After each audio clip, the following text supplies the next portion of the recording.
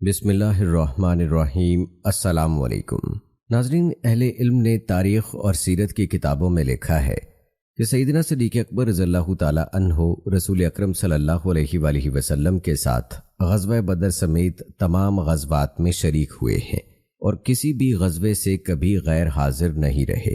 غزوہ احد کے دن جب لوگ بھاگ کھڑے ہوئے تھے تب بھی آپ رسول اکرم صلی اللہ علیہ وآلہ وسلم کے ساتھ ثابت قدمی سے کھڑے رہے۔ غزوہ تبوک کے موقع پر رسول اکرم صلی اللہ علیہ وآلہ وسلم نے آپ کو اپنا سیاہ رنگ کا بڑا علم عطا فرمایا۔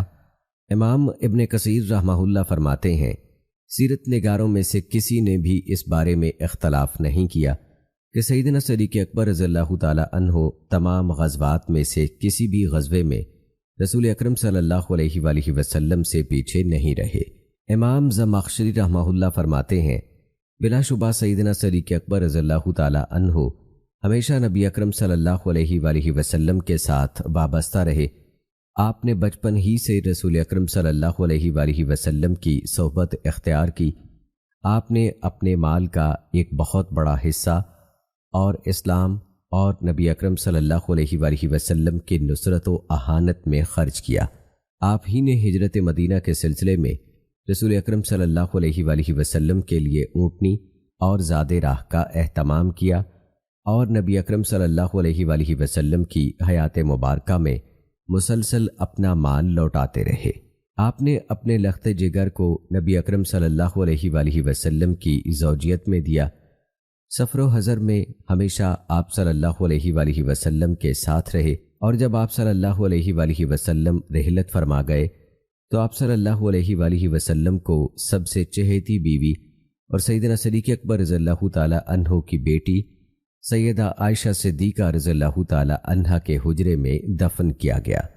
حضرت سلمہ بن عقو رضی اللہ تعالی عنہ فرماتے ہیں، میں نے رسول اکرم صلی اللہ علیہ وآلہ وسلم کی معیت میں 7 غزوات میں شرکت کی ہے اور جو سرایہ آپ نے بھیجے ان میں سے 9 سرایہ میں مجھے بھی شامل ہونے کا موقع ملا۔ ان سرایہ میں کبھی تو سیدنا صدیق اکبر رضی اللہ تعالی عنہ کے پاس ہماری کمان ہوتی تھی اور کبھی حضرت اسامہ رضی اللہ تعالی عنہ کے پاس۔ ناظرین اکرام، آج کی اس ویڈیو میں ہم سیدنا صدیق اکبر رضی اللہ تعالی عنہ کی رسول اکرم صلی اللہ علیہ وآلہ وسلم کی معیت میں گزاری ہوئی جہادی زندگی کے مختلف گوشوں کو تلاش کرنے کی جستجو کریں گے تاکہ ہم دیکھیں کہ سیدنا صدیق اکبر رضی اللہ تعالی عنہ نے اللہ کے دین کی نصرت و اہانت کے لیے کس طرح اپنی ذہنی صلاحیتوں، مال اور جان کے ساتھ جہاد کیا۔ تو آج کی ویڈیو میں ہم سیدنا صدیق اکبر رضی اللہ تعالی عنہ کی مختلف غزوات میں شرکت کے حوالے سے، ان کی بہادری کے واقعات اور ان کے کردار کے حوالے سے بات کریں گے۔ تو ہماری آج کی ویڈیو اس حوالے سے انتہائی اہم ہونے والی ہے۔ ہماری آج کی اس ویڈیو کو بغیر سکپ کیے آخر تک لازمی دیکھیے گا۔ تو چلیے آغاز کرتے ہیں اپنی آج کی اس ویڈیو کا۔ ناظرین کرام، سیدنا صدیق اکبر رضی اللہ تعالی عنہ 2 ہجری کو پیش آنے والے غزوہ بدر میں شرکت فرمائی۔ اس غزوے میں آپ کا کردار بڑی شہرت اور اہمیت کا حامل ہے، لہٰذا آئیے پہلے آپ رضی اللہ تعالی عنہ کے اس کردار کے چند اہم پہلوؤں کا تذکرہ کرتے ہیں۔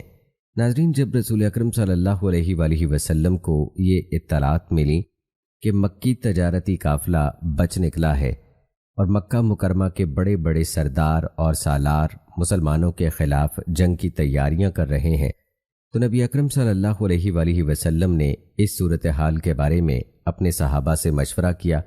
سب سے پہلے سیدنا صدیق اکبر رضی اللہ تعالی عنہ کھڑے ہوئے اور بڑا عمدہ اور مفید مشورہ دیا۔ پھر سیدنا عمر رضی اللہ تعالی عنہ کھڑے ہوئے اور انہوں نے بھی بڑی عمدہ اور مؤثر گفتگو فرمائی۔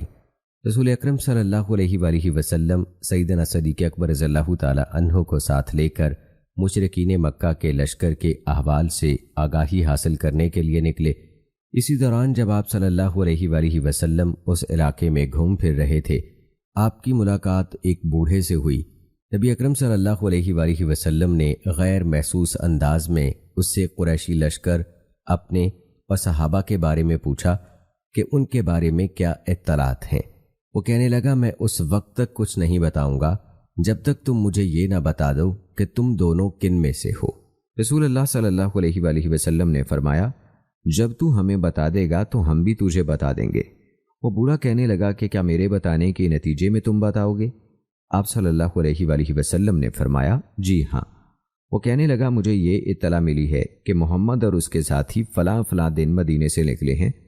جس آدمی نے مجھے یہ اطلاع دی ہے، اگر اس نے سچ بولا ہے تو آج محمد اپنے ساتھیوں سمیت فلاں مقام پر ہوں گے۔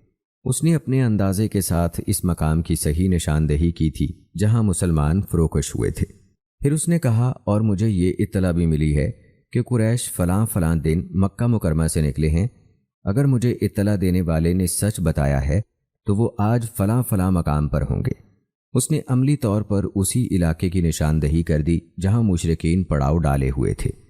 اب وہ کہنے لگا، جو تم چاہتے تھے میں نے تمہیں وہ بات بتا دی ہے، لہٰذا اب تم مجھے بتاؤ کہ تم دونوں کس سے ہو؟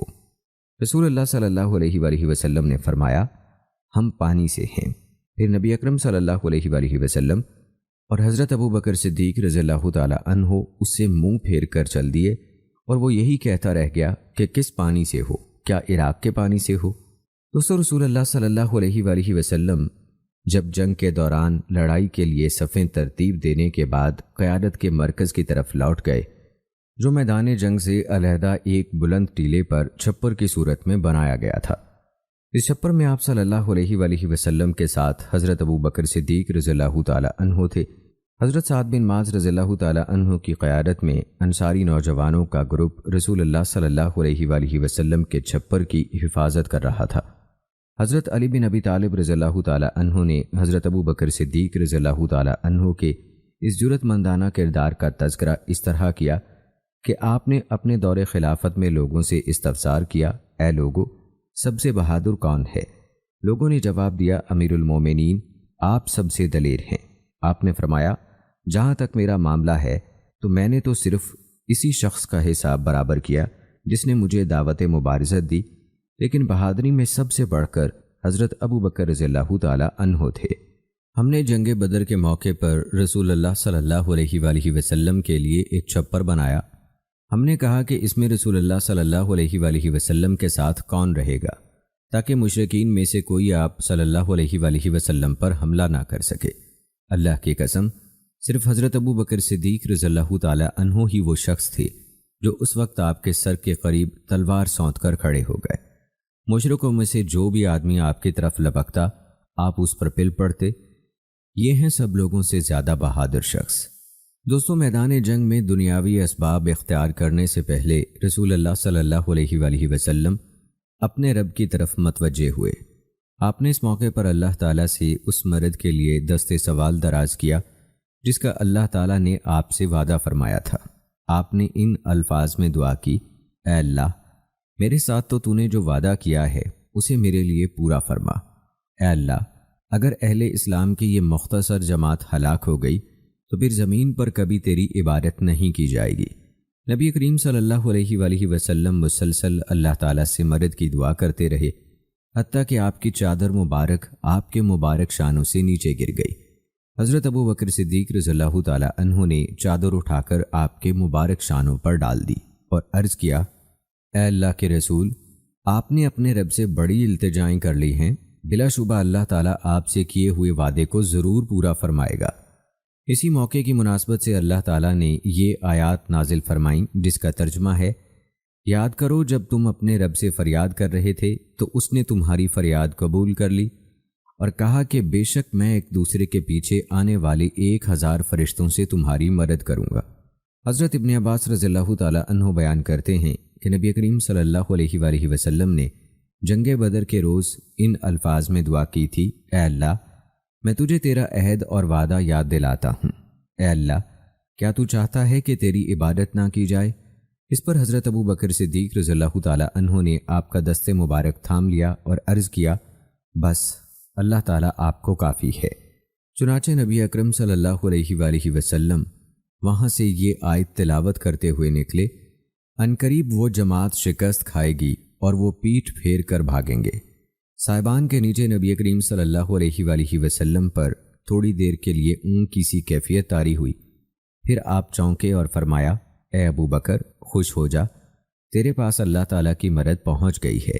یہ جبرائیل ہیں جو اپنے گھوڑے کی لگام تھامے اسے چلاتے ہوئے آ رہے ہیں اور اس کے دانتوں پر غبار ہے۔ پھر نبی کریم صلی اللہ علیہ وآلہ وسلم مجاہدین اسلام کے پاس تشریف لے گئے اور انہیں جہاد و قتال کی ترغیب دی۔ حضرت صدیق اکبر رضی اللہ تعالیٰ عنہ نے نبی اکرم صلی اللہ علیہ وآلہ وسلم کے اس طرز عمل سے یہ انتہائی اہم سبق سیکھا کہ اللہ تعالیٰ کی مدد کے حصول کے لیے بندے کو لوگوں سے الگ تھلگ ہو کر نہایت خلوص کے ساتھ اپنے آپ کو صرف اللہ تعالیٰ کے سپرد کر کے اللہ تعالیٰ ہی کے سامنے سجدہ ریز ہو جانا چاہیے۔ یہ منظر حضرت ابو بکر صدیق رضی اللہ تعالیٰ عنہ کے قلب و وجدان میں تاحیات راسخ رہا۔ چنانچہ آپ نے اس طرح کی کٹھن گھڑیوں میں رسول اللہ صلی اللہ علیہ وآلہ وسلم کی اقتداء کرتے ہوئے اسے ہی اپنا معمول بنایا۔ دوستو، جب میدان کارزار گرم ہوا اور آتش جنگ پوری طرح بھڑک اٹھی تو رسول اللہ صلی اللہ علیہ وآلہ وسلم اپنے خیمے سے نیچے تشریف لائے۔ لوگ اپنی صفوں میں ڈٹے ہوئے دشمن پر حملہ آور ہونے کے ساتھ ساتھ ذکر الہی سے بھی اپنے قلوب گرما رہے تھے۔ آپ صلی اللہ علیہ وآلہ وسلم نے صحابہ کرام رضوان اللہ اجمعین کو جہاد و قتال کی مزید ترغیب دی اور بنفس نفیس خود بھی جنگ میں بھرپور حصہ لیا اور دشمن سے برسر پیکار رہے۔ اس موقع پر بھی حضرت ابو بکر صدیق رضی اللہ تعالی عنہ آپ کے شانہ بشانہ مصروف جہاد رہے۔ حضرت ابو بکر صدیق رضی اللہ تعالی عنہ نے اس موقع پر بے مثال شجاعت و بصالت کا مظاہرہ کیا۔ آپ ہر سرکش کافر سے نبرد آزما ہونے کے لیے تلے تھے، خواہ مقابلے میں آپ کا بیٹا ہی کیوں نہ ہو۔ آپ کا بیٹا عبد الرحمن ابھی تک مشرف با اسلام نہیں ہوا تھا، وہ بھی اس مارکے میں مشرکین مکہ کے ساتھ شریک جنگ تھا۔ عبد الرحمن کا شمار عرب کے نامور بہادروں میں ہوتا تھا اور تیر اندازی میں تو قریش کا کوئی آدمی اس کا ہم پلہ نہیں تھا۔ جب وہ مسلمان ہوئے تو ایک مرتبہ اپنے والد محترم سے کہنے لگے، ابا جان، جنگ بدر کے روز کئی دفعہ آپ میرے نشانے پر آئے، لیکن میں نے آپ سے اعراض کیا اور آپ کو قتل کرنے سے اپنے ہاتھوں کو روک لیا۔ یہ بات سن کر حضرت ابو بکر صدیق رضی اللہ تعالی عنہ نے فرمایا، لیکن اگر تو میرے وار تلے آ جاتا تو میں قطعاً تحمل نہ کرتا، بلکہ اسی وقت تجھے قتل کر دیتا۔ سیدنا عبداللہ بن مسعود رضی اللہ تعالی عنہ کی بیان کردہ روایت میں ہے کہ جب غزوہ بدر کا مارکہ پیش آیا تو رسول اللہ صلی اللہ علیہ وآلہ وسلم نے قیدیوں کے بارے میں مشورہ کیا اور دریافت فرمایا، تم ان قیدیوں کے بارے میں کیا کہتے ہو؟ سیدنا ابو بکر صدیق رضی اللہ تعالی عنہ نے جواب دیا، اے اللہ کے رسول، یہ آپ کی قوم اور آپ کے گھر کے افراد ہیں، انہیں معاف فرما کر مہلت دیجیے، شاید ان پر اللہ تعالیٰ کی نظر کرم ہو جائے اور یہ مسلمان ہو جائیں۔ سیدنا عمر رضی اللہ تعالی عنہ نے عرض کیا، اے اللہ کے رسول، انہوں نے آپ کی تکذیب کی ہے اور آپ کو مکہ مکرمہ سے نکالا ہے، لہٰذا آپ انہیں قتل کر دیں۔ سیدنا عبداللہ بن رواحہ رضی اللہ تعالی عنہ نے عرض کیا، اے اللہ کے رسول، زیادہ لکڑیوں والی کوئی وادی تلاش کر کے آپ انہیں اس وادی میں داخل کر دیں اور انہیں آگ لگا کر بھسم کر دیں۔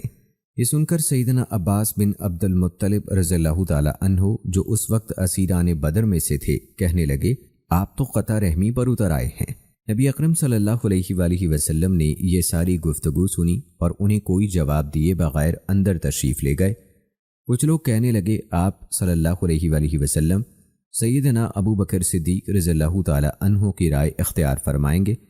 کوئی کہنے لگا، آپ سیدنا عمر رضی اللہ تعالی عنہ کی بات کو لیں گے۔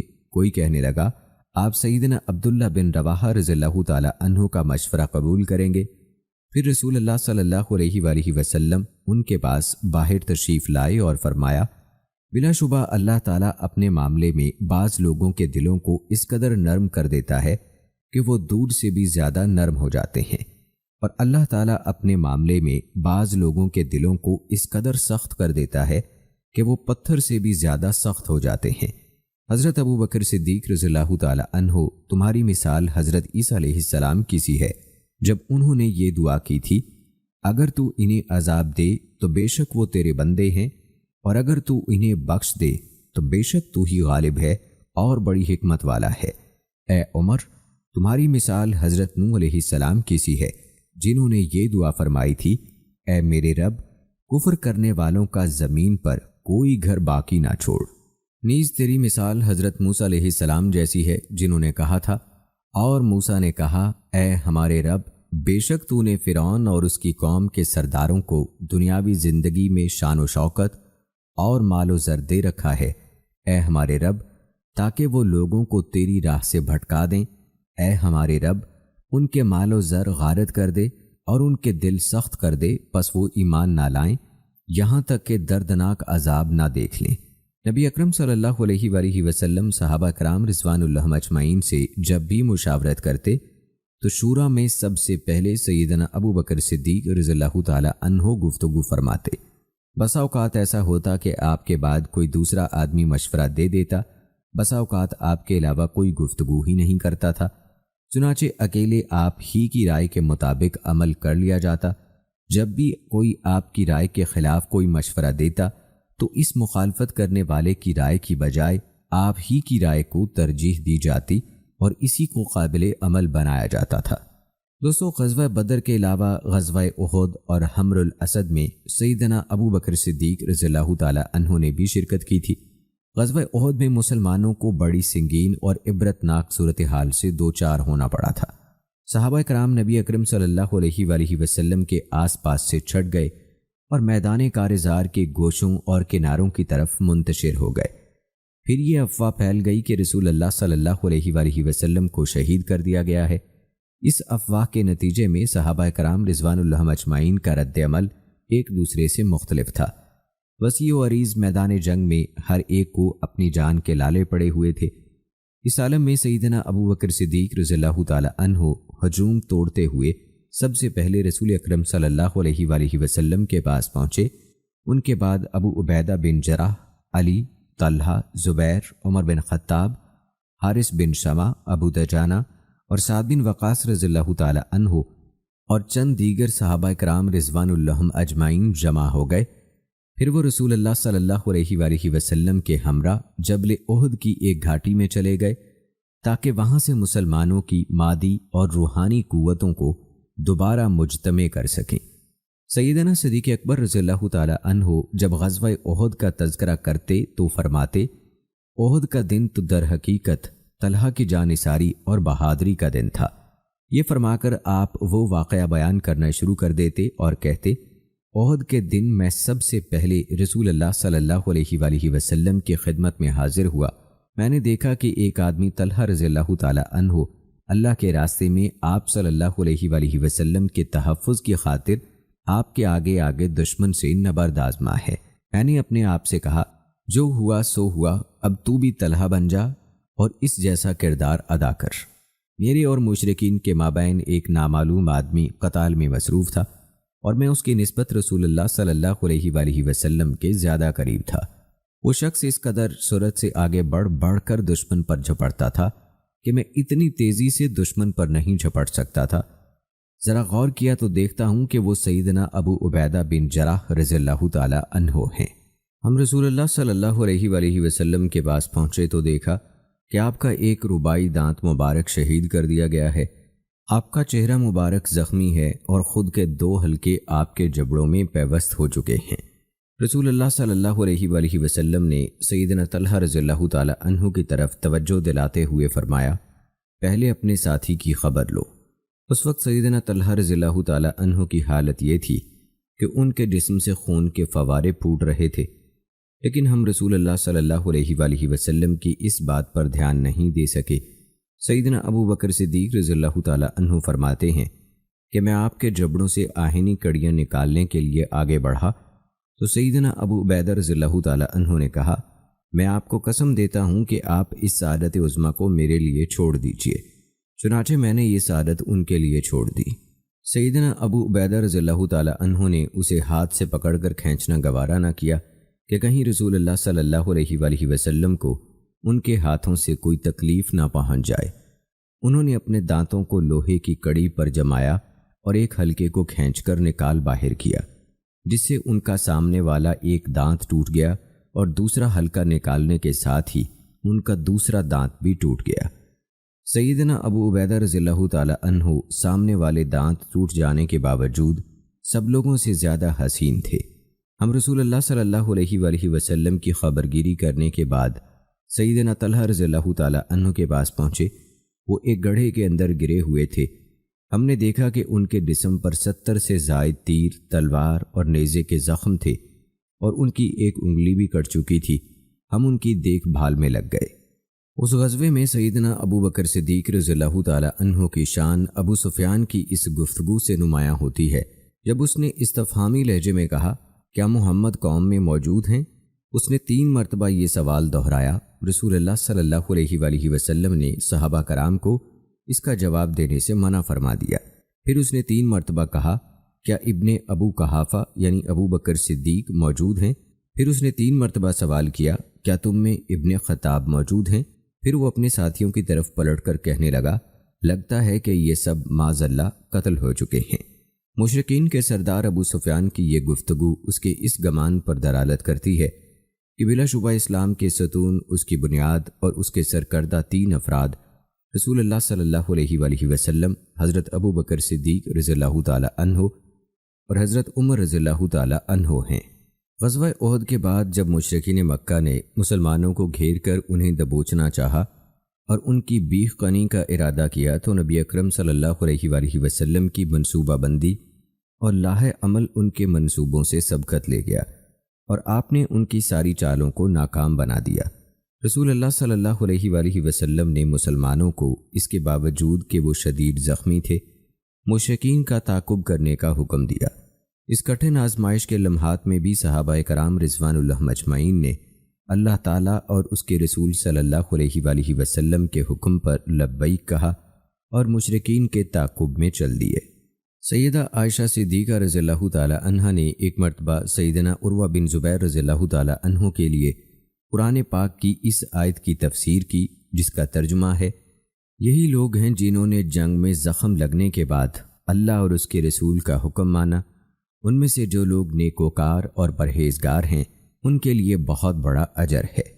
چنانچہ سیدہ عائشہ رضی اللہ تعالی عنہا نے دوران تفسیر فرمایا، اے میرے بھانجے، آپ کے والد زبیر اور سیدنا ابو بکر صدیق رضی اللہ تعالی عنہ انہی لوگوں میں سے تھے جب رسول اکرم صلی اللہ علیہ وآلہ وسلم کو غزوہ احد کے روز شدید مصائب سے دوچار ہونا پڑا اور مشرکین چلے گئے تو رسول اللہ صلی اللہ علیہ وآلہ وسلم کو خطرہ محسوس ہوا کہ کہیں مشرکین پلٹ کر حملہ نہ کر دیں۔ چنانچہ آپ صلی اللہ علیہ وآلہ وسلم نے فرمایا، تم میں سے کون ان کے تعاقب میں جائے گا؟ اس پر 70 صحابہ نے لبیک کہا، جن میں سیدنا ابو بکر صدیق رضی اللہ تعالی عنہ اور زبیر رضی اللہ تعالی عنہ بھی شامل تھے۔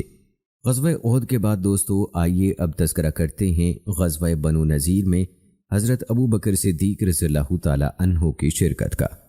بنو عامر قبیلے کے 2 افراد کو سیدنا عمر بن امیہ رضی اللہ تعالی عنہ نے غلطی سے قتل کر دیا، کیونکہ عمر رضی اللہ تعالی عنہ کو نبی کریم صلی اللہ علیہ وآلہ وسلم اور بنو عامر کے مابین طے پانے والے معاہدے کے بارے میں کوئی علم نہیں تھا۔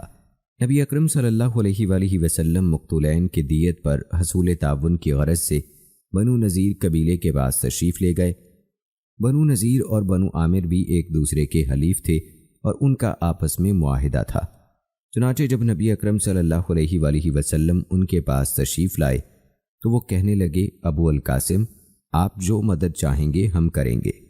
بنو نذیر میں سے چند آدمی سازش کی غرض سے علیحدہ ہوئے اور آپس میں کہنے لگے، اس آدمی یعنی حضرت محمد صلی اللہ علیہ وآلہ وسلم کو ختم کرنے کے لیے آج سے بہتر موقع کبھی ہاتھ نہیں آئے گا۔ رسول اللہ صلی اللہ علیہ وآلہ وسلم اس وقت یہود کے گھروں کی ایک دیوار کے ساتھ تشریف فرما تھے۔ وہ کہنے لگے، کون ہے جو اس گھر پر چڑھے اور اوپر سے چٹان لڑکا کر محمد کو قتل کر کے ہمیں راحت پہنچائے؟ بدبخت عمر بن جہاش بن کعب اس مذموم مقصد کے لیے تیار ہو گیا اور آپ پر چٹان لڑکانے کے لیے چھت پر چڑھ گیا۔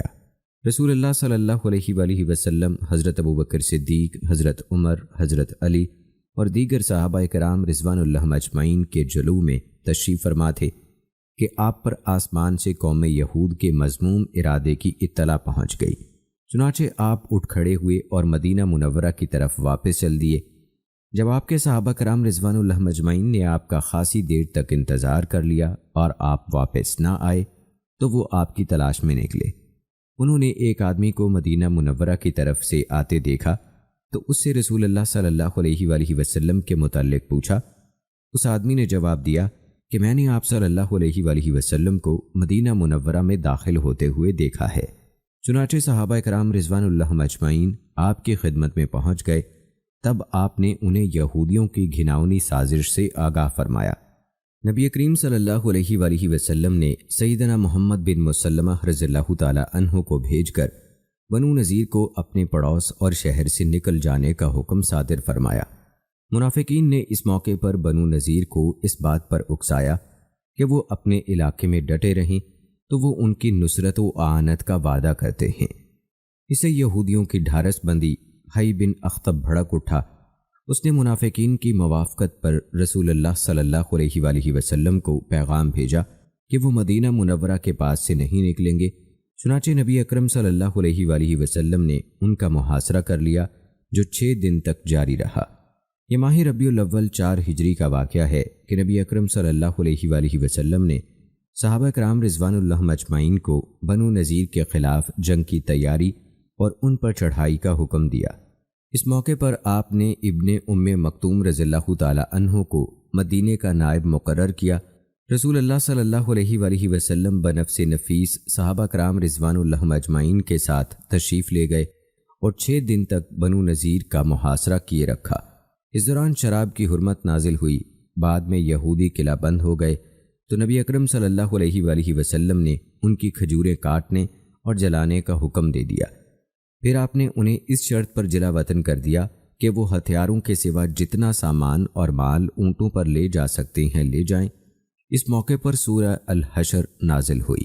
دوستو، غزوہ بنو نذیر کے بعد بنو مستلق کے یہودیوں نے مدینہ منورہ پر حملہ آور ہونے کا ارادہ کیا تو نبی اکرم صلی اللہ علیہ وآلہ وسلم 2 شعبان 5 ہجری کو 700 صحابہ کے ساتھ ان کے مقابلے کے لیے نکلے۔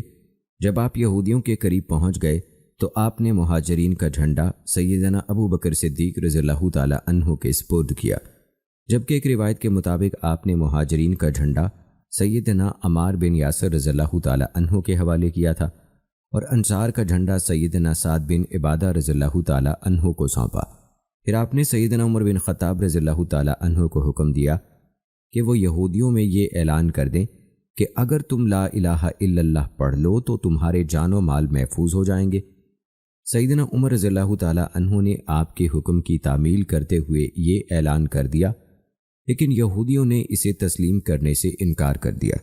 چنانچہ دونوں طرف سے تیر اندازی شروع ہو گئی۔ پھر رسول اللہ صلی اللہ علیہ وآلہ وسلم نے مسلمانوں کو حکم دیا تو انہوں نے ان پر یکبارگی ایسا حملہ کیا کہ ان میں سے کوئی بھی فرار نہ ہو سکا۔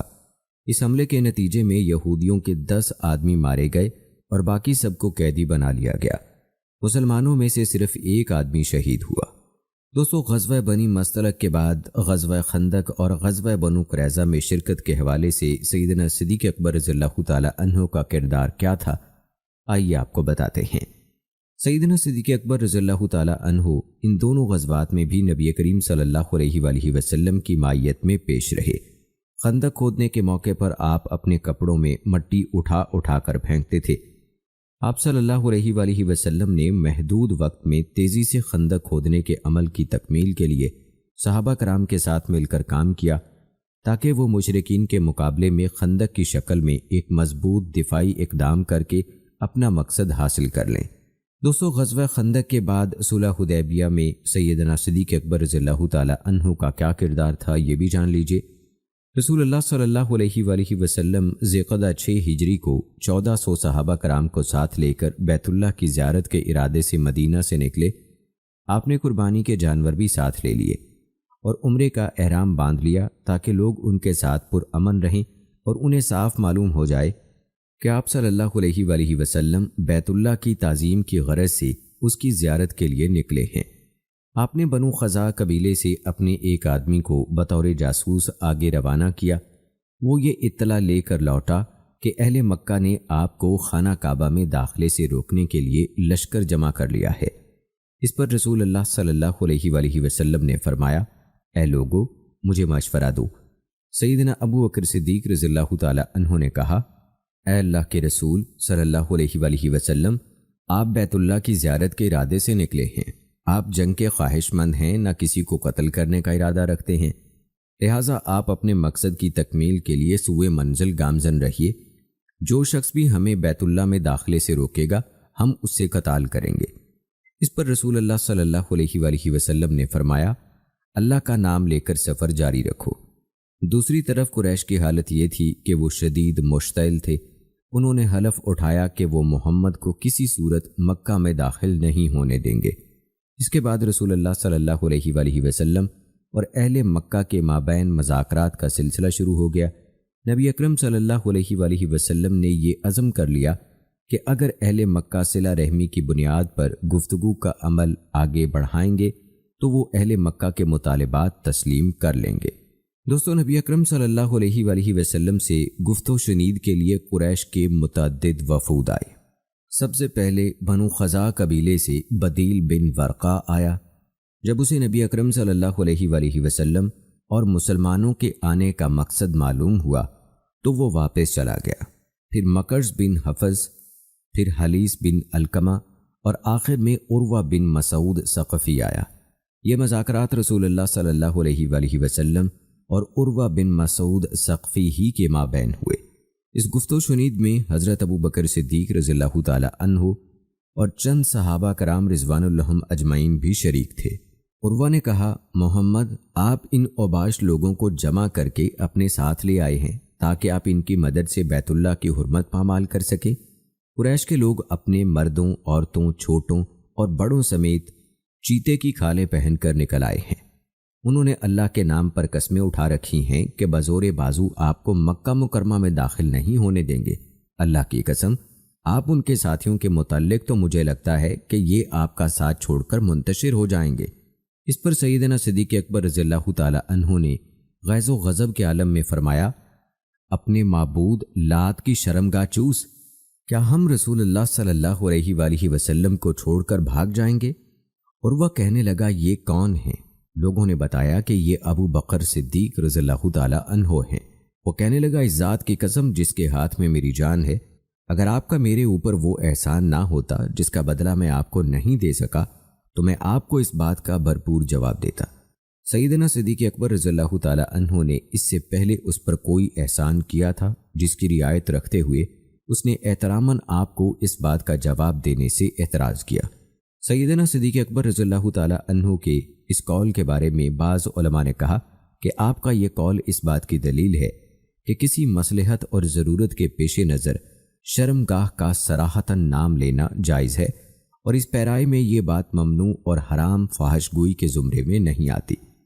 عروہ بن مسعود کی کوشش تھی کہ وہ نفسیاتی حملہ کر کے مسلمانوں کو ذہنی لحاظ سے شکست و ہزیمت سے دوچار کر دے، اس لیے اس نے قریش کی عسکری قوت کو بڑھا چڑھا کر ظاہر کیا۔ اس نے اپنے موقف کی تصویر مبالغے کی بھرپور رنگ آمیزی کے ساتھ پیش کی، کیونکہ اسے یقین تھا کہ قریش کو اس کا فائدہ ضرور پہنچے گا۔ اس سلسلے میں اس نے یہ کوشش کی کہ مسلمانوں کی صفوں میں الجھاؤ، بے چینی، شکوک و شبہات اور فتنہ پیدا ہو جائے۔ اس کی یہ کوشش اس وقت نمایاں ہوتی ہے جب اس نے اسلامی لشکر کے قائد اور اس کی سپاہ کے مابین پائے جانے والے مضبوط اعتماد کو کمزور کرنے کے لیے نبی کریم صلی اللہ علیہ وآلہ وسلم سے اس قسم کے الفاظ کہے، آپ نے اوباش لوگوں کو جمع کر لیا ہے، میں تو سمجھتا ہوں کہ آپ کے یہ ساتھی آپ کا ساتھ چھوڑ کر منتشر ہو جائیں گے۔ اس موقع پر صدیق اکبر رضی اللہ تعالی عنہ کے منہ توڑ جواب نے الٹا عروہ کے احساسات، جذبات اور نفسیات کو شدید جھٹکے سے دوچار کیا۔ صدیق اکبر رضی اللہ تعالی عنہ کا یہ کردار آپ کی انتہا درجے کی ایمانی غیرت و حمیت اور آبرو مندانہ جذبات کی علامت ہے۔ اسی بارے میں اللہ تعالیٰ کا فرمان ہے، اور تم سستی نہ کرو اور نہ غم کھاؤ، تم ہی غالب رہو گے اگر تم مومن ہو۔ اور دوستو، صلح حدیبیہ کے متعلق حضرت ابو بکر صدیق رضی اللہ تعالی عنہ کی رائے کے حوالے سے بھی آپ کو بتاتے چلیں۔ جب رسول اللہ صلی اللہ علیہ وآلہ وسلم کے ساتھ سہیل بن عمر کی قیادت میں مشرکین کے نمائندوں کی شرائط صلح طے پا گئیں تو سیدنا صدیق اکبر رضی اللہ تعالی عنہ نے مشرکین کے ان مطالبات اور شرائط پر سر تسلیم خم کر دیا جن پر رسول اللہ صلی اللہ علیہ وآلہ وسلم نے موافقت کا اظہار فرمایا تھا۔ جب بادی النظر میں اس صلح سے مسلمانوں پر زیادتی اور ان کے حقوق سے تغافل کا پہلو نمایاں ہوتا تھا آپ نے اس موقع پر نبی اکرم صلی اللہ علیہ وآلہ وسلم کی رہنمائی سے موافقت والی روش کو اختیار کیا، کیونکہ آپ کو یقین تھا کہ نبی اکرم صلی اللہ علیہ وآلہ وسلم اپنی خواہش اور مرضی سے گفتگو نہیں کرتے۔ آپ نے یہ عمل اس لیے انجام دیا کہ اللہ تعالیٰ نے آپ کو کسی آنے والی خبر سے مطلع کر دیا ہوگا۔ مورخین نے بیان کیا ہے کہ سیدنا عمر بن خطاب رضی اللہ تعالیٰ عنہ اس معاہدہ صلح کے بارے میں اپنے اختلاف کا علل اعلان اظہار کرتے ہوئے رسول اللہ صلی اللہ علیہ وآلہ وسلم کی خدمت میں حاضر ہوئے اور آپ صلی اللہ علیہ وآلہ وسلم کو مخاطب کر کے کہنے لگے، کیا آپ اللہ تعالیٰ کے رسول نہیں ہیں؟ رسول اللہ صلی اللہ علیہ وآلہ وسلم نے ارشاد فرمایا، کیوں نہیں؟ سیدنا عمر رضی اللہ تعالیٰ عنہ نے کہا، کیا ہم مسلمان نہیں ہیں؟ آپ صلی اللہ علیہ وآلہ وسلم نے فرمایا، کیوں نہیں؟ سیدنا عمر رضی اللہ تعالیٰ عنہ نے پھر استفسار کیا، کیا وہ یعنی اہل مکہ مشرک نہیں ہیں؟ آپ صلی اللہ علیہ وآلہ وسلم نے فرمایا، کیوں نہیں؟ پھر سیدنا عمر رضی اللہ تعالیٰ عنہ نے کہا، تو پھر ہمیں ہمارے دین کے معاملے میں کس بنا پر رسوائی سے دوچار کیا جا رہا ہے؟ اس کے جواب میں رسول اللہ صلی اللہ علیہ وآلہ وسلم نے فرمایا، بلا شبہ میں اللہ کا رسول ہوں اور میں اللہ کی نافرمانی نہیں کر سکتا۔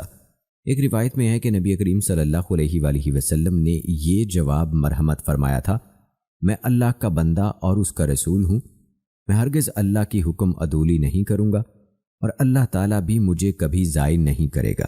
سیدنا عمر رضی اللہ تعالیٰ عنہ نے کہا، کیا آپ نے یہ نہیں فرمایا تھا کہ ہم عنقریب بیت اللہ جائیں گے اور اس کا طواف کریں گے؟ آپ نے فرمایا، کیوں نہیں؟ لیکن کیا میں نے تمہیں یہ خبر بھی دی تھی کہ یقیناً ہم اسی سال بیت اللہ پہنچیں گے؟ سیدنا عمر رضی اللہ تعالیٰ عنہ نے کہا، نہیں۔ آپ صلی اللہ علیہ وآلہ وسلم نے فرمایا، تو یقیناً تم بیت اللہ بھی پہنچو گے اور اس کا طواف بھی کرو گے۔ سیدنا عمر رضی اللہ تعالیٰ عنہ فرماتے ہیں کہ پھر میں سیدنا ابو بکر صدیق رضی اللہ تعالیٰ عنہ کے پاس آیا اور ان سے کہا، ابو بکر، کیا محمد صلی اللہ علیہ وآلہ وسلم اللہ کے رسول نہیں ہیں؟ انہوں نے جواب دیا، کیوں نہیں؟ میں نے کہا، کیا ہم مسلمان نہیں ہیں؟ انہوں نے جواب دیا، کیوں نہیں؟ میں نے کہا، اہل مکہ مشرک نہیں ہے کیا؟ انہوں نے فرمایا، کیوں نہیں؟ میں نے کہا، تو پھر ہمیں ہمارے دین کے معاملے میں کس بنا پر رسوائی سے دوچار کیا جا رہا ہے؟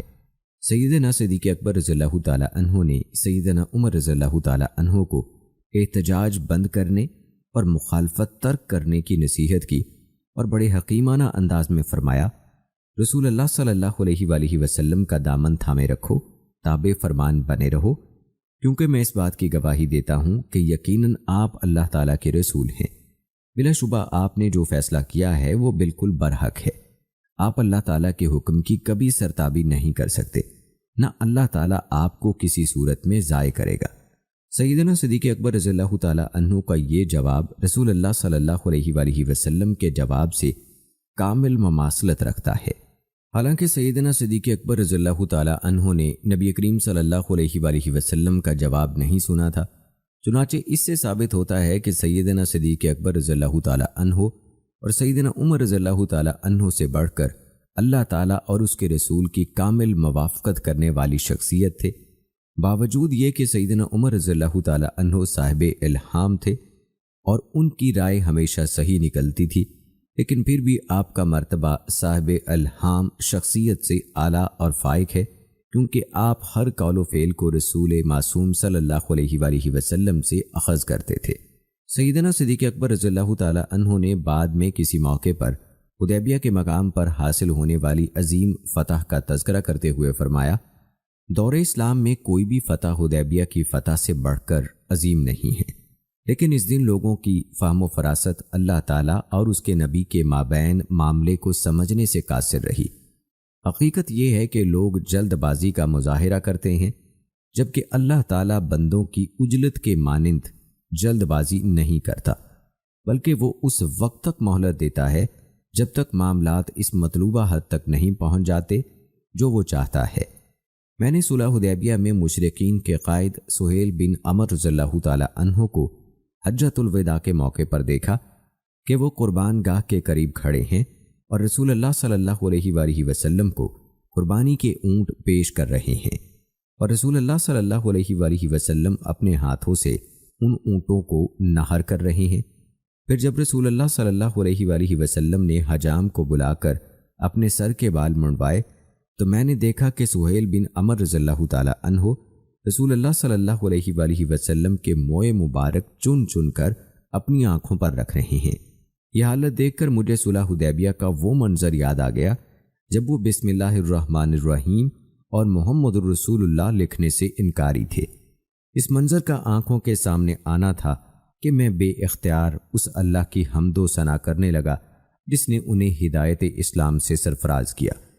یقیناً صدیق اکبر رضی اللہ تعالی عنہ سب صحابہ کرام سے بڑھ کر صاحب الرائے اور عقل و دانش میں سب سے کامل تھے۔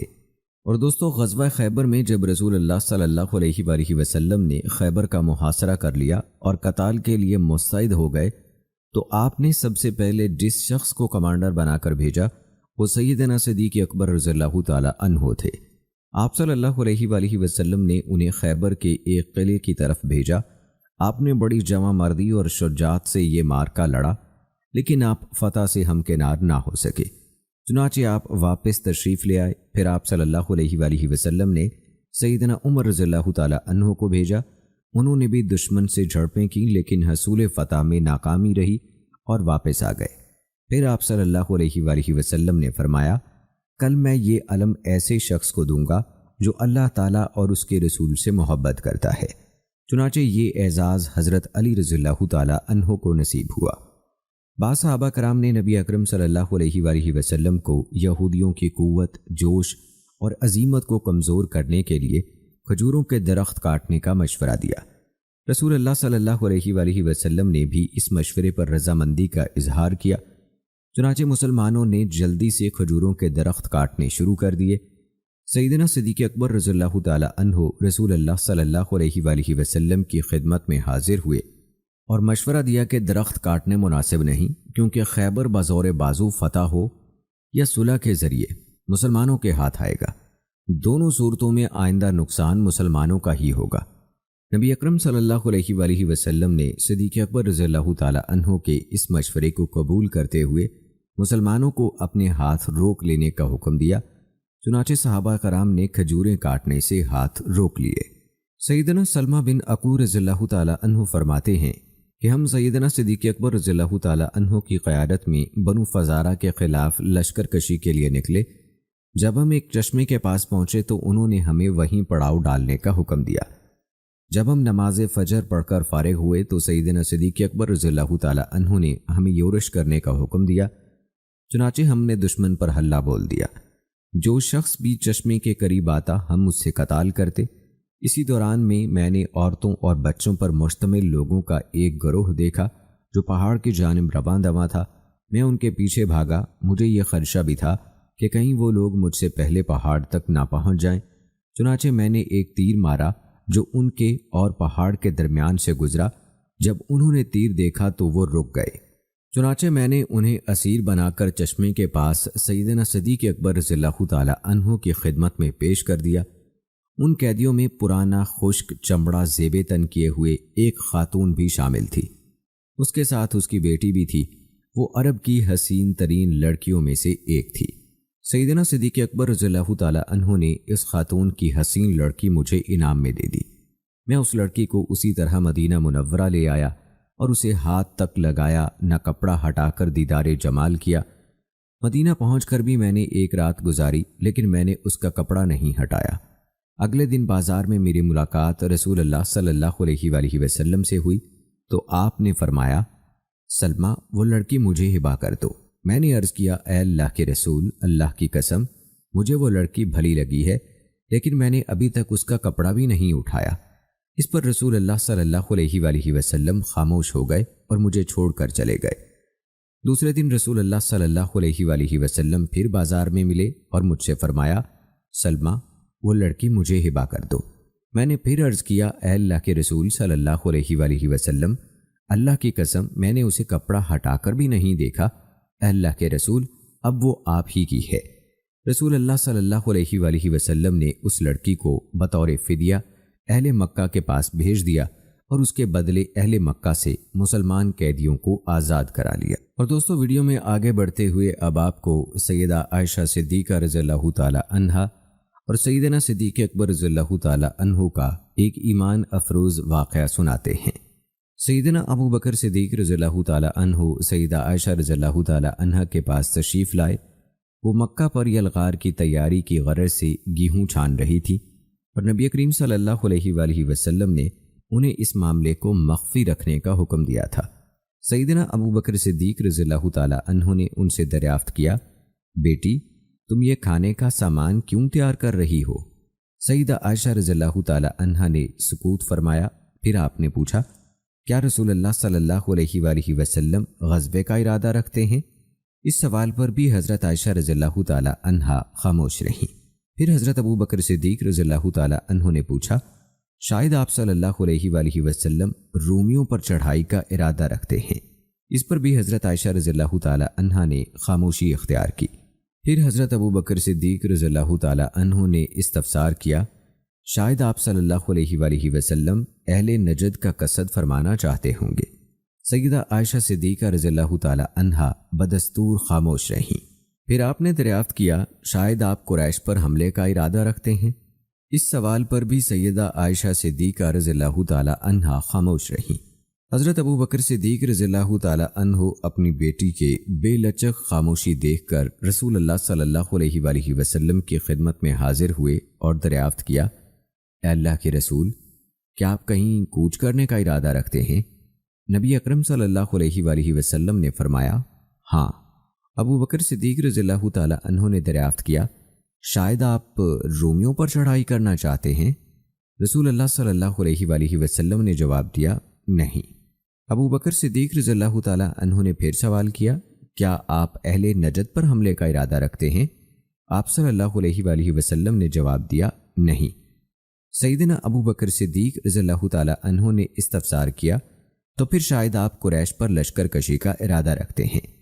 نبی اکرم صلی اللہ علیہ وآلہ وسلم نے فرمایا، ہاں۔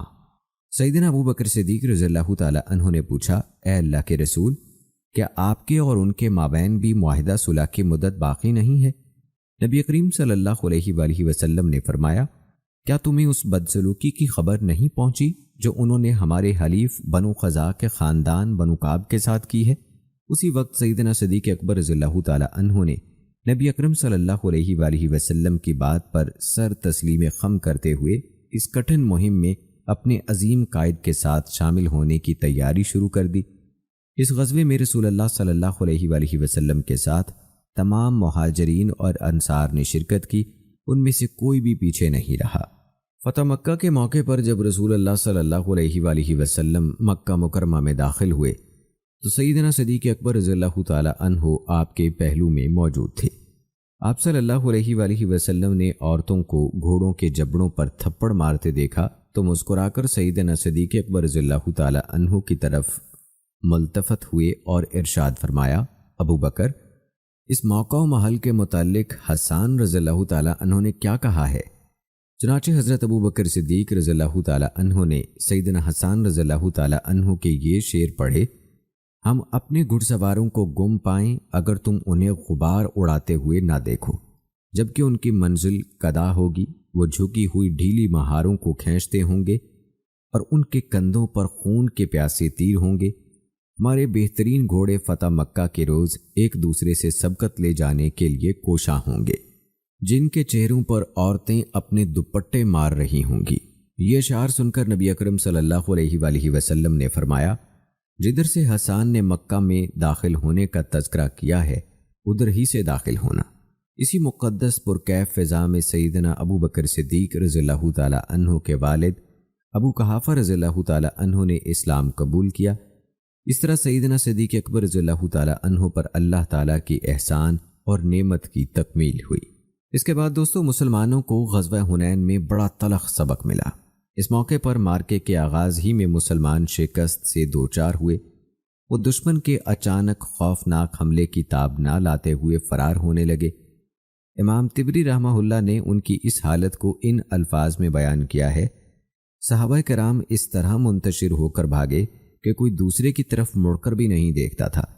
رسول اللہ صلی اللہ علیہ وآلہ وسلم اس کٹھن مرحلے میں بھی اپنی جگہ ڈٹے ہوئے تھے اور لوگوں کو پکار کر فرما رہے تھے، میری طرف آؤ، میں اللہ تعالیٰ کا رسول ہوں، میں محمد بن عبداللہ ہوں۔ اے جماعت انصار، میں اللہ کا بندہ اور اس کا رسول ہوں۔ پھر رسول اللہ صلی اللہ علیہ وآلہ وسلم نے اپنے چچا سیدنا عباس رضی اللہ تعالیٰ عنہ کو بلایا۔ وہ بڑے بلند آہنگ آدمی تھے۔ آپ نے انہیں حکم دیا، عباس، اعلان کرو، اے انصار کی جماعت، اے اصحاب سمرہ۔ آغاز جنگ میں مسلمانوں کی یہ حالت تھی کہ نبی اکرم صلی اللہ علیہ وآلہ وسلم کے ساتھ نہایت قلیل تعداد کے علاوہ کوئی ثابت قدم نہیں رہا۔ نبی اکرم صلی اللہ علیہ وآلہ وسلم کی مائیت میں صبر کے ساتھ پامردی سے کھڑا ہونے والا یہ چھوٹا سا گروہ انہی صحابہ کرام کا گروہ تھا جن میں سیدنا ابو بکر رضی اللہ تعالیٰ عنہ پیش تھے۔ اس کے بعد پھر اللہ تعالیٰ نے مسلمانوں کو عظیم الشان فتح سے ہمکنار فرمایا۔ دوستو، ہمیں تاریخ کے اوراق سے اس مارکے میں سیدنا ابو بکر صدیق رضی اللہ تعالیٰ عنہ کے عظیم کردار کی جو نمایاں جھلکیاں نظر آتی ہیں، آئیے ان میں سے چند آپ کو بتاتے ہیں۔ حضرت ابو قتادہ رضی اللہ تعالیٰ عنہ بیان کرتے ہیں کہ غزوہ حنین کے دن میں نے ایک مسلمان کو دیکھا جو ایک مشرک سے نبرد آزما تھا۔ مسلمان کے پیچھے سے ایک دوسرے مشرک نے آ کر اسے دھوکے سے قتل کرنا چاہا۔ یہ صورتحال دیکھ کر میں پیچھے آنے والے دھوکے باز مشرک کی طرف تیزی سے جھپٹا۔ اس نے مجھے مارنے کے لیے اپنا ہاتھ اٹھایا تو میں نے وار کر کے اس کا ہاتھ کاٹ دیا۔ اس نے مجھے دبا کر اتنے زور سے بھینچا کہ مجھے اپنی موت کا خطرہ لاحق ہو گیا۔ پھر وہ گھٹنوں کے بل بیٹھ گیا۔ اس دوران اس کی گرفت ڈھیلی پڑی تو میں نے اسے پرے دھکیل کر قتل کر دیا۔ اسی دوران مسلمان ہزیمت زدہ ہو کر بھاگ نکلے اور میں بھی ان کے ساتھ بھاگنے لگا۔ اچانک میں نے دیکھا کہ سیدنا عمر بن خطاب رضی اللہ تعالیٰ عنہ اپنی جگہ ڈٹے ہوئے کھڑے ہیں۔ میں نے ان سے پوچھا، یہ مسلمانوں کو کیا ہو گیا ہے؟ انہوں نے جواب دیا، اللہ کا فیصلہ ہے۔ اس کے بعد لوگ رسول اللہ صلی اللہ علیہ وآلہ وسلم کی طرف پلٹ آئے۔ رسول اللہ صلی اللہ علیہ وآلہ وسلم نے فرمایا، جو شخص دلیل سے یہ ثابت کر دے کہ فلاں کافر مقتول کو اس نے قتل کیا ہے تو مقتول کا سامان وہی لے گا۔ میں اپنے ہاتھوں قتل ہونے والے کافر پر کسی گواہ کو تلاش کرنے نکلا، لیکن مجھے کوئی ایسا آدمی نہیں ملا جو میرے حق میں گواہی دے۔ چنانچہ میں تلاش بسیار کے بعد بیٹھ گیا۔ اچانک میرے دل میں خیال آیا کہ میں رسول اللہ صلی اللہ علیہ وآلہ وسلم کی خدمت میں پہنچ کر تمام معاملہ گوش گزار کروں۔ چنانچہ میں نے اسی طرح کیا۔ میری گفتگو سن کر رسول اللہ صلی اللہ علیہ وآلہ وسلم کے پاس بیٹھے ہوئے لوگوں میں سے ایک آدمی نے رسول اللہ صلی اللہ علیہ وآلہ وسلم سے کہا، ابو قتادہ، جس شخص کو قتل کرنے کی بات کر رہے ہیں اس کا سامان اور اسلحہ میرے پاس ہے۔ آپ ابو قتادہ کو اپنی طرف سے کچھ دے کر میری طرف سے راضی کر دیں اور سامان مجھے دلوا دیں۔ اس پر سیدنا ابو بکر صدیق رضی اللہ تعالیٰ عنہ نے فرمایا، ایسا ہرگز نہیں ہو سکتا۔ آپ قریش کے ایک بزدل کو تو سامان دلا دیں اور اللہ کے شیروں میں سے ایک شیر کو محروم کر دیں جو اللہ تعالیٰ اور اس کے رسول کی حمایت اور تحفظ کی جنگ لڑتا ہے۔ پھر رسول اللہ صلی اللہ علیہ وآلہ وسلم اٹھ کھڑے ہوئے اور مجھے وہ سامان دلوا دیا۔ میں نے اس سامان کے عوض ایک باغ خریدا جو کہ میری پہلی جائیداد تھی جو میں نے دور اسلام میں حاصل کی۔ اس معاملے میں رسول اللہ صلی اللہ علیہ وآلہ وسلم کی موجودگی کے باوجود سیدنا صدیق اکبر رضی اللہ تعالیٰ عنہ کے فیصلہ کن لہجے میں گفتگو کرنے اور قسم اٹھانے میں سبقت کرنا، اور پھر اس سے بڑھ کر رسول اللہ صلی اللہ علیہ وآلہ وسلم کا آپ کی گفتگو کی تصدیق کرتے ہوئے آپ کی کہی ہوئی بات کے مطابق فیصلہ صادر فرمانا، در حقیقت وہ شرف و منزلت اور خصوصیت ہے جو صدیق اکبر رضی اللہ تعالیٰ عنہ کے علاوہ کسی کو میسر نہیں آئی۔ دوستو، اس حدیث سے ثابت ہوتا ہے کہ حضرت ابو قتادہ رضی اللہ تعالیٰ عنہ کو اپنے مسلمان بھائی کی سلامتی اور اس کے دفاع کی بے حد فکر تھی، لہٰذا انہوں نے بڑی جان لیوا جد و جہد کر کے اس کافر کو قتل کیا۔ اسی طرح اس حدیث سے سیدنا صدیق اکبر رضی اللہ تعالیٰ عنہ کے اس کردار کی دلیل ملتی ہے کہ آپ کی شخصیت میں حق کو برحق ثابت کرنے اور حق کا دفاع کرنے کی تمنا دامن گیر رہتی تھی۔ مزید برآں اس سے یہ بات بھی ثابت ہوتی ہے کہ آپ راسخ ایمان اور پختہ یقین کے مالک تھے، نیز آپ کے ہاں اسلامی اخوت کا نہایت اعلیٰ معیار مقرر تھا۔ دوستو، طائف کے محاصرے میں بہت سے صحابہ کرام رضوان اللہم اجمعین زخمی اور شہید ہوئے۔ جب اس محاصرے سے رسول اللہ صلی اللہ علیہ وآلہ وسلم کو خاطر خواہ نتائج برآمد ہوتے نظر نہ آئے تو آپ نے اہل طائف سے محاصرہ اٹھا لیا اور مدینہ منورہ کی طرف لوٹ گئے۔ اس غزوے میں مسلمانوں میں سے جو لوگ شہید ہوئے ان میں سیدنا عبداللہ بن ابو بکر رضی اللہ تعالی عنہ بھی شامل ہیں۔ آپ کو اس غزوے میں تیر لگا تھا، اسی کے زخم کی بنا پر آپ مدینہ منورہ میں نبی اکرم صلی اللہ علیہ وآلہ وسلم کی وفات کے بعد شہید ہوئے۔ جب طائف سے بنو ثقیف کا وفد اپنے اسلام کا اعلان کرنے کے لیے مدینہ منورہ آیا اور جیسے ہی یہ وفد مدینہ منورہ کے قریب نمایاں ہوا تو سیدنا صدیق اکبر رضی اللہ تعالی عنہ اور مغیرہ بن شعبہ رضی اللہ تعالی عنہ میں سے ہر ایک نے ایک دوسرے سے سبقت لے جاتے ہوئے رسول اللہ صلی اللہ علیہ وآلہ وسلم کو اس وفد کی آمد کی خوشخبری سنانے کی کوشش کی۔ حضرت ابو بکر صدیق رضی اللہ تعالی عنہ یہ خوشخبری سنانے میں سبقت لے گئے۔ جب اہل ثقیف نے اپنے اسلام کا اعلان کر دیا اور رسول اللہ صلی اللہ علیہ وآلہ وسلم نے ان کے لیے امال نامہ تحریر فرما دیا، پھر آپ صلی اللہ علیہ وآلہ وسلم نے ان پر کسی کو امیر مقرر کرنا چاہا تو سیدنا صدیق اکبر رضی اللہ تعالی عنہ نے مشورہ دیا کہ آپ عثمان بن ابی العاص کو امیر مقرر فرمائیں، جبکہ وہ ان میں سب سے نوعمر تھے۔ حضرت ابو بکر صدیق رضی اللہ تعالی عنہ نے اس موقع پر کہا، یا رسول اللہ، میں نے دیکھا ہے کہ یہ نوجوان اسلام کا گہرا فہم حاصل کرنے اور قرآن سیکھنے کا سب سے بڑھ کر شوقین ہیں۔ سیدنا عثمان بن ابی العاص رضی اللہ تعالی عنہ کا معمول تھا کہ جب ان کے وفد کے لوگ دوپہر کو سو جاتے تو وہ رسول اللہ صلی اللہ علیہ وآلہ وسلم کی خدمت میں حاضر ہو کر دین کے متعلق سوالات کرتے اور قرآن مجید سیکھتے، اور اس طرح انہوں نے دین کا تفقہ اور گہرا علم حاصل کر لیا۔ بسا اوقات جب وہ رسول اللہ صلی اللہ علیہ وآلہ وسلم کو سویا ہوا پاتے تو سیدنا صدیق اکبر رضی اللہ تعالی عنہ کے پاس چلے جاتے اور اس حصول تعلیم کو اپنے رفقا سے مخفی رکھتے تھے۔ رسول اللہ صلی اللہ علیہ وآلہ وسلم کو ان کی یہ بات بہت بھائی اور آپ نے ان کی اس خصلت کو پسند فرمایا۔ قاسم بن محمد رحمہ اللہ بیان کرتے ہیں کہ سیدنا عبداللہ بن ابو بکر رضی اللہ تعالی عنہ کو محاصرہ طائف کے دوران تیر لگا اور اسی زخم کے بگڑنے کی بنا پر رسول اللہ صلی اللہ علیہ وآلہ وسلم کی وفات کے 40 دن بعد آپ شہید ہو گئے۔ جب طائف سے بنو ثقیف کا وفد حضرت ابو بکر صدیق رضی اللہ تعالی عنہ کے پاس آیا تو اس وقت تک وہ تیر سیدنا ابو بکر رضی اللہ تعالی عنہ کے پاس موجود تھا۔ انہوں نے وہ تیر اس وفد کے لوگوں کو دکھایا اور پوچھا، تم میں سے کوئی آدمی اس تیر کو پہچانتا ہے؟ بنو اجلان کے فرد سعید بن عبید نے جواب دیا، میں نے ہی اس تیر کو تراشا، اس کے پر تیار کیے اور میں نے ہی یہ تیر چلایا۔ سیدنا ابو بکر صدیق رضی اللہ تعالی عنہ نے فرمایا، بلا شبہ یہ وہی تیر ہے جس کی وجہ سے عبداللہ بن ابو بکر شہید ہوئے۔ سب تعریف اسی اللہ کے لیے ہے جس نے تیرے ہاتھوں عبداللہ کو شہادت جیسی عزت سے بخشا اور تجھے عبداللہ کے ہاتھوں قتل کرا کر رسوا نہیں کیا، اور اس نے تم دونوں کو اپنی وسیع رحمت کی آغوش میں چھپا لیا۔ دوستو آئیے اب ذکر کرتے ہیں غزوہ تبوک میں سیدنا ابو بکر صدیق رضی اللہ تعالی عنہ کے عظیم کردار کا۔ رسول اللہ صلی اللہ علیہ وآلہ وسلم 30,000 مجاہدین پر مشتمل ایک بڑے لشکر کو ہمراہ لے کر غزوہ تبوک کے لیے نکلے۔ اس مرتبہ آپ شام میں رومیوں سے برسر پیکار ہونے کا ارادہ رکھتے تھے۔ جب لشکر اسلام صلی اللہ علیہ وآلہ وسلم کی قیادت میں سینۃ الوداع نامی مقام پر جمع ہوا تو آپ صلی اللہ علیہ وآلہ وسلم نے قائدین، جرنیلوں اور کمانڈروں کو منتخب فرمایا اور انہیں علم اور جھنڈے عطا کیے۔ اس موقع پر آپ نے سیدنا ابو بکر صدیق رضی اللہ تعالی عنہ کو لشکر اسلام کا سب سے بڑا علم عطا فرمایا۔ اور دوستو آئیے اب بات کرتے ہیں حضرت ابو بکر صدیق رضی اللہ تعالی عنہ کے امیر حج کی تقرری کے حوالے سے۔